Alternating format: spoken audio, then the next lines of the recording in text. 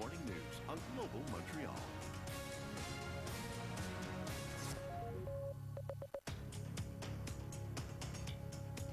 It is Friday, 7:49. Good morning, Montreal. You're watching Global Montreal Morning News.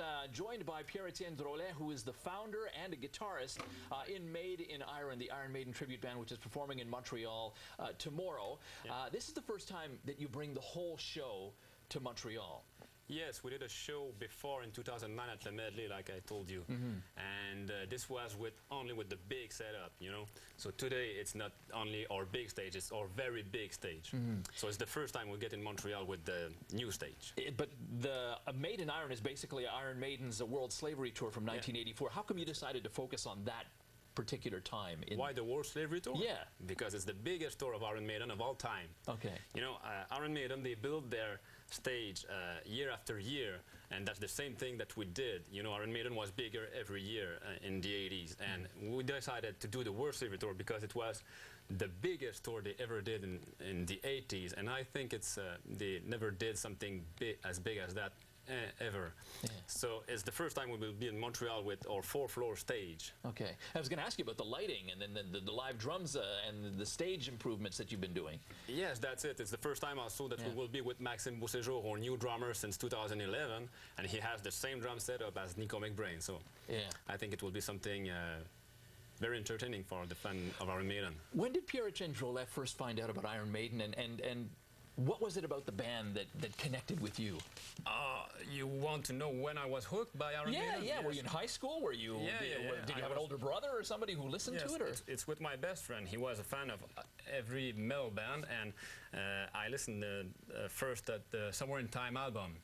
And the Somewhere in Time album, I was hooked by the sound of the guitars, by the sound of the bass that was front of everything, and mostly by the sound of the singer, Bruce Dickinson. At that time, on Somewhere in Time, it's like opera vocals. So for me, Iron Maiden was like a classical band, a classical music played by a heavy metal band. So I was hooked by the sound mostly. Yeah. Let's listen to a little bit of one of the songs here.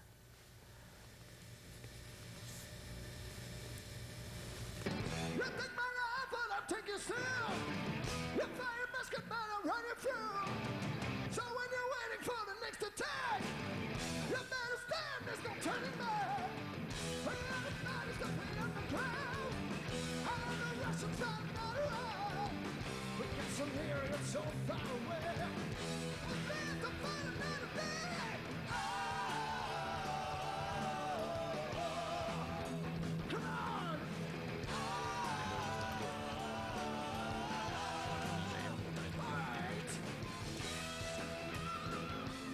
So yeah, the singing of Bruce Dickinson, is that the hardest part to do is for you guys, or like what's the biggest challenge when you're up there playing?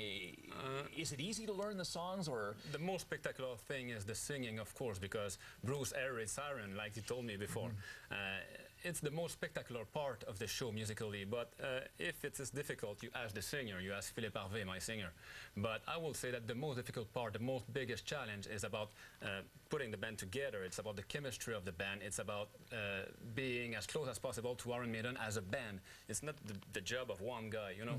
I don't think it's more difficult for the singer than the guitar player. I had to work a lot to be integral like Adrian Smith. But the real challenge musically is to be as close as possible to Iron Maiden. And that's what we are working on together. It's pretty incredible that you found each other, and that you're all as devoted to sounding like Iron Maiden as you are, you know, because I mean, was it hard did it take a long time for you guys to get together? How did you find each other? It was very easy. It took only 20 years. 20 years? Yeah. Okay. I'm doing this since 20 years. I'm already 35. And, but, you know, there's the question of time. Thing goes on over time. But, you know, let's see this.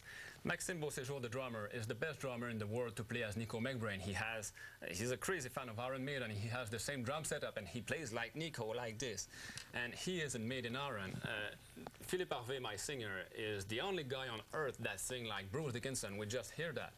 All right? And he's in Maiden Iron. So how did we find each other? Maybe it's over time, but I think there's some kind of star shining on this band. Yes, really. And this is why some kind of destiny put us together. because why these guys are all in Quebec and why they are all in the same band, you know. So I think there's some kind Tell of me, destiny. Pierre, tell me you heard from Iron Maiden. If I met them, If you ever heard from them, if they know about your band. I don't know if they know about our band, but maybe yes, and I would like to, and this is one of our goals. Yeah. But they are hard people to reach. I met them 3 times, but that was before the project. Yeah. The project started in 2009. So no, I didn't met them, but it's our project, and we need a good video to meet them. And the video you just saw is about 2009. Yeah, so you Many need a new things. one. That's it. Yeah. Many things have changed since that. So I would like them to see the new video that we will do tomorrow. Yeah.